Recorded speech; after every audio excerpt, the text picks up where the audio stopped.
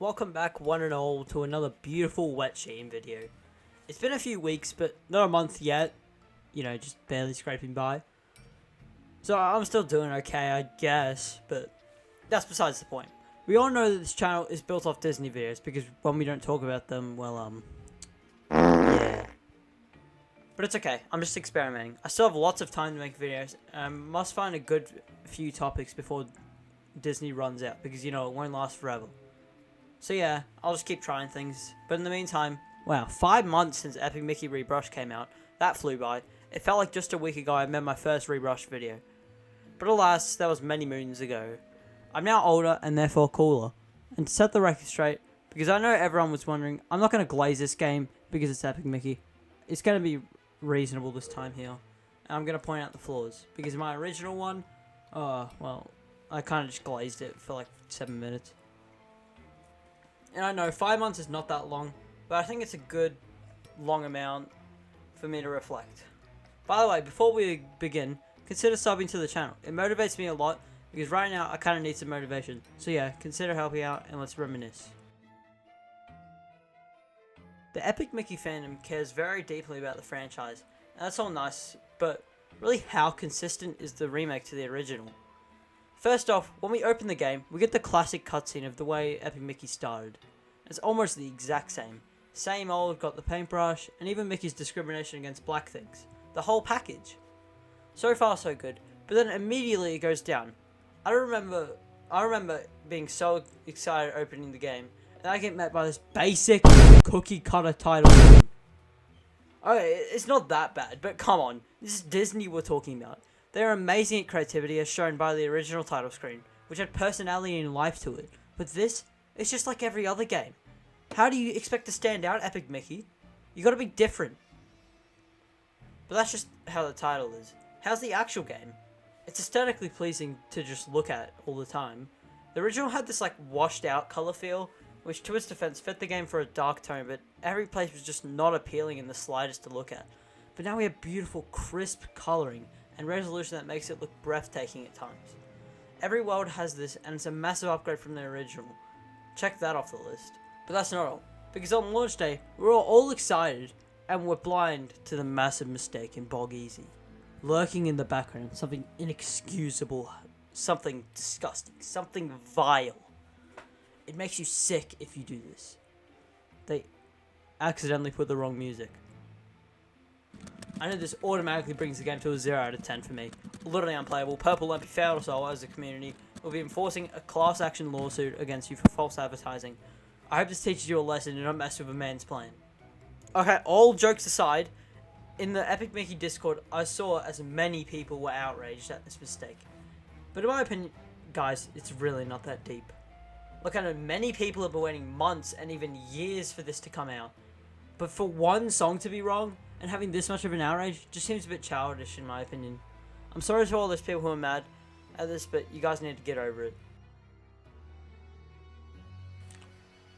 Now let's look at what this game changed, which were mostly in gameplay and mechanics respectively, such as running, ground pounding, and dashing, which I already talked about those when the game came out.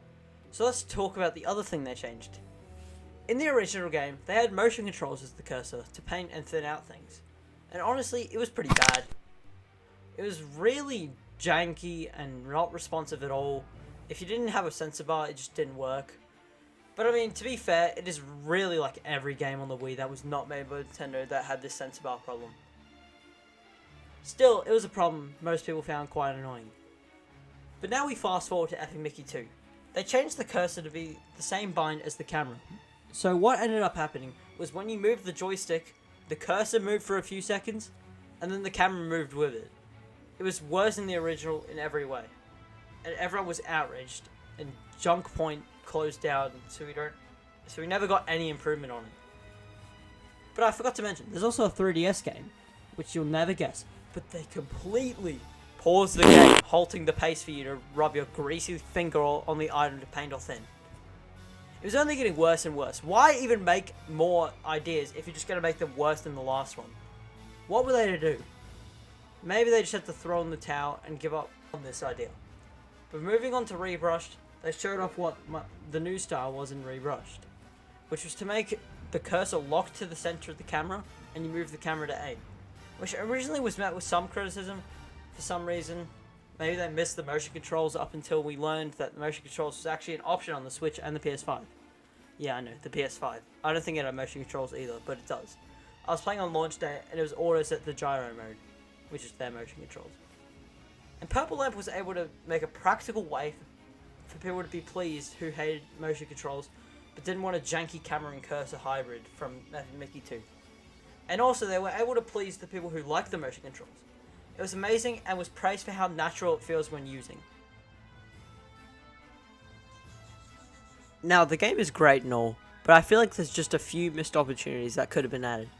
Such as a big one, voice acting in cutscenes. It is really just strange how the intro and the outro cutscenes are voice acted, but the rest of the game is a silent film. It just doesn't feel right, and it doesn't sit right with me. It feels lifeless, to explain it better. You just sit there as the characters go, and ha, when you are reading the subtitles. Which leads me to my next point. The subtitles in the remake are worse in my opinion. I just feel like the new ones are too basic in font and size. It's just like Netflix, and I don't think it fits the game's unique style. This is a shorter section talking about the impact the remake made. The franchise was, might I say, forgotten by most, and it was cherished by fans. People hoping one day we would see Mickey and Oswald go on just one last adventure. But it was getting less likely as the years passed, although on February, we were all just watching the Nintendo Direct, and then saw the crisp, remade cutscene in all its greatness. And as the months passed, we slowly got more advertisement and videos, and they were being made on the franchise from people like Mickey Mouse Fan, Pleasant Gradient, and Animations Down Under, and of course me. It was a great time with us all growing as YouTubers, although I came quite late to this, so I didn't get as much of a boost as the other three, but that's all fine. I still got 200 subscribers from 53 subscribers, and if that's not an accomplishment, then I don't know what is. Thank you all for watching the video. I'm sorry I'm not posting much, I'm horrible at being productive sometimes, but I hope you all have a great day or night or wherever the hell you are.